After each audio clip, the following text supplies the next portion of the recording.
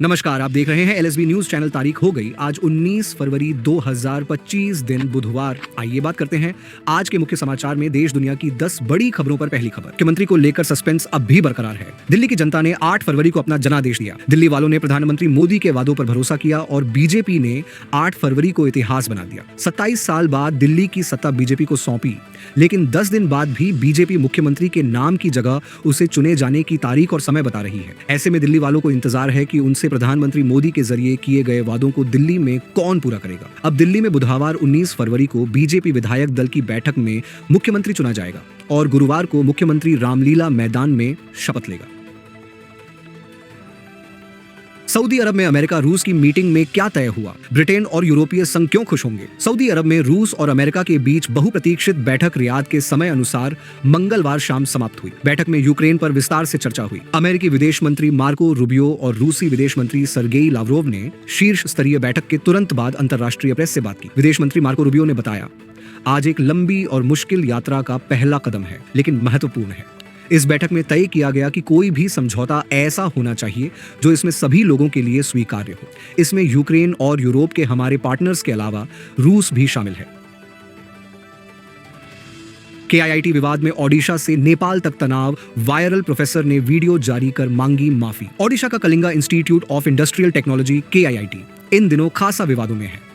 इसके हॉस्टल के कमरे में एक नेपाली छात्रा की आत्महत्या के बाद कैंपस में जमकर बवाल हुआ। मामला तब और बढ़ गया जब KIIT पर नेपाली छात्रों के एक ग्रुप को कैंपस से जबरन बाहर निकालने का आरोप लगा।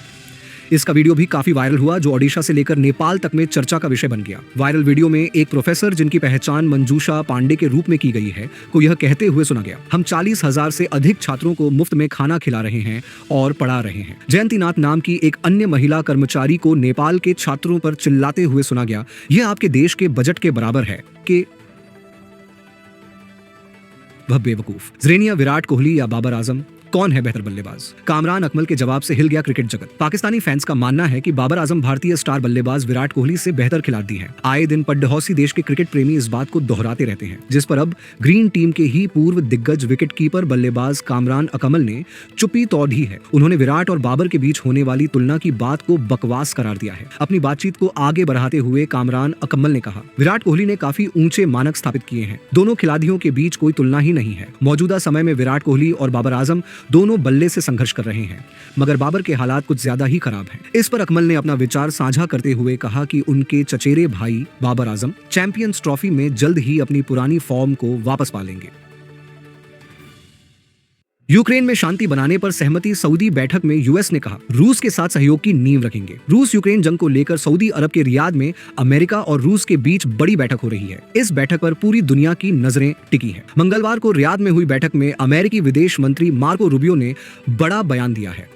उन्होंने कहा कि रूस के साथ बैठक भविष्य में सहयोग की नींव रखेगा। दरअसल अमेरिकी विदेश मंत्री मार्को रूबियो और रूसी विदेश मंत्री सर्गेई लावरोव ने मंगलवार को अपनी रियाद बैठक में यूक्रेन युद्ध को लेकर मतभेदों के बावजूद अपने दोनों देशों के बीच भविष्य में सहयोग का समर्थन किया। बताते चले कि अमेरिका और रूसी अधिकारियों ने मंगलवार को रियाद में 4 घंटे से अधिक समय तक बातचीत की। हालांकि इस बैठक में यूक्रेन और उसके यूरोपीय सहयोगी इसमें शामिल नहीं थे। जेलेंस्की और अन्य यूरोपीय नेता चिंतित हैं कि ट्रंप मॉस्को के साथ जल्दबाजी में कोई समझौता कर सकते हैं जो उनके सुरक्षा हितों की अनदेखी करेगा और पुतिन को भविष्य में यूक्रेन या अन्य देशों को धमकाने के लिए स्वतंत्र छोड़ देगा।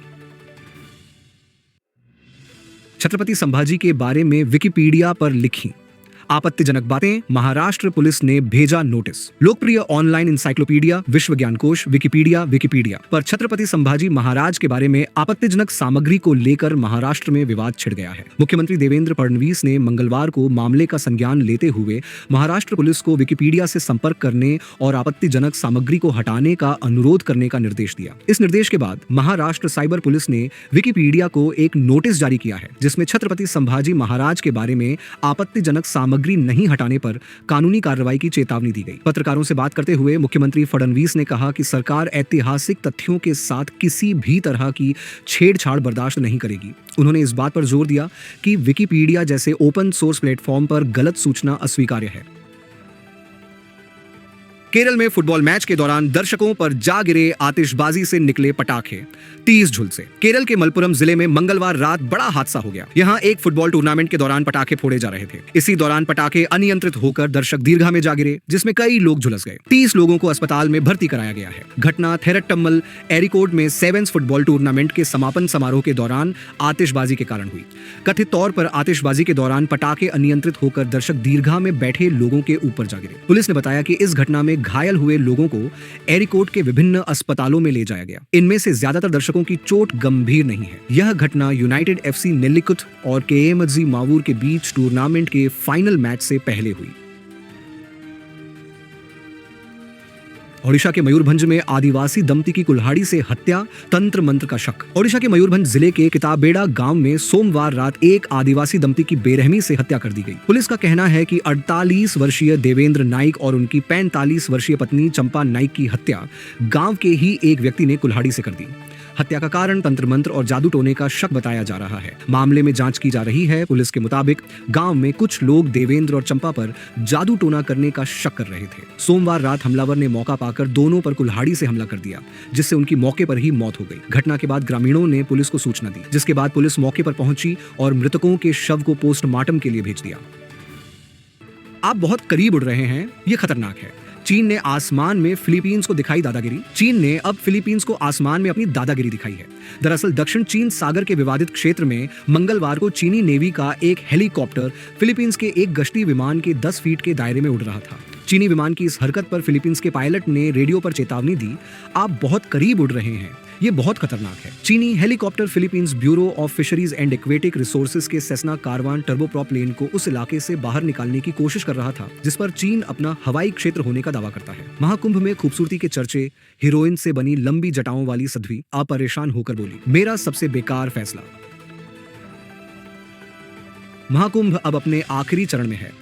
13 जनवरी से शुरू हुआ महाकुंभ 26 जनवरी को खत्म हो रहा है। गंगा, यमुना और सरस्वती के त्रिवेणी संगम पर स्नान करने के लिए दुनिया भर से लोग प्रयागराज आए। कई नामी हस्तियां भी इसमें शिरकत की। कई लोगों की तस्वीरें और वीडियो इस कदर वायरल हुए कि वो सोशल मीडिया सनसनी बच गए। महाकुंभ मेले में साधु संतों की भारी भीड़ के बीच मोनालिसा भी वायरल हुई। वहीं एक और खूबसूरत हसीना भी वायरल हुई जिसने मेले की शुरुआत में ही लोगों का ध्यान खींचा। ये कोई और नहीं बल्कि एक्ट्रेस एंकर हर्षा रिचारिया है। इन्होंने महाकुंभ मेले में खूब लाइमलाइट और सुर्खियां बटोरी। साध्वी के अवतार में वो छाई रही। उनकी खूबसूरती की तारीफें हुई और लोगों का ध्यान उनकी नीली आंखों और लंबे घने बालों पर गया। ऐसी ही डेली न्यूज अपडेट्स के लिए एलएसबी न्यूज चैनल को सब्सक्राइब करें, वीडियो को लाइक करें और शेयर करें अपने दोस्तों के साथ। कमेंट बॉक्स में अपनी राय जरूर दें।